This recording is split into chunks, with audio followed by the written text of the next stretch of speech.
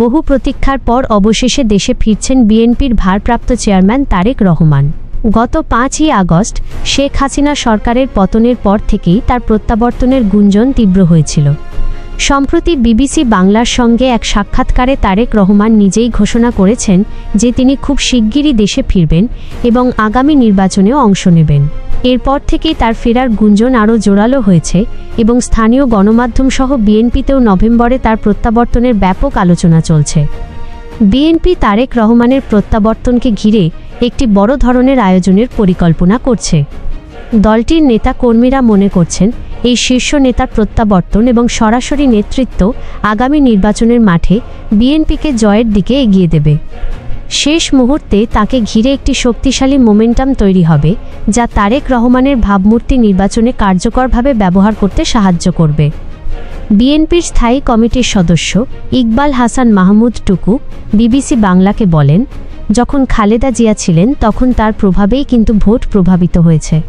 এখন তারেক রহমান আসবে, জনগণের মধ্যে স্বতঃস্ফূর্ততা আসবে, সুতরাং তারও একটা প্রভাব ভোটের উপর পড়বে।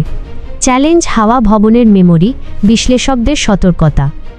তবে তারেক রহমানের প্রত্যাবর্তনের পথ সম্পূর্ণ মসৃণ নাও হতে পারে বলে মনে করছেন রাজনৈতিক বিশ্লেষকরা। ঢাকা বিশ্ববিদ্যালয়ের শিক্ষক সাব্বির আহমেদ বিবিসি বাংলাকে বলেন, বিএনপি এবং তারেক রহমানকে নিয়ে ভোটারদের অতীত অভিজ্ঞতা আছে, যা দলটির জন্য একটি বড় চ্যালেঞ্জ। তিনি বলেন, মানুষ বিএনপির শাসনামলটাকে প্রত্যক্ষ করেছে, মানুষের কাছে কিন্তু মোটামুটি তারেক জিয়ার মেমোরিটা এখনও আছে। সাব্বির আহমেদ আরও যোগ করেন, ওই যে মেমোরিটা, হাওয়া ভবনের যে মেমোরি, মানে বিএনপির বিজয়, তাকে কেন্দ্র করেই হবে। এরকমটা যদি বিএনপি চিন্তা করে তাহলে তাকে ওই লিগ্গাসি থেকে বের হয়ে আসতে হবে।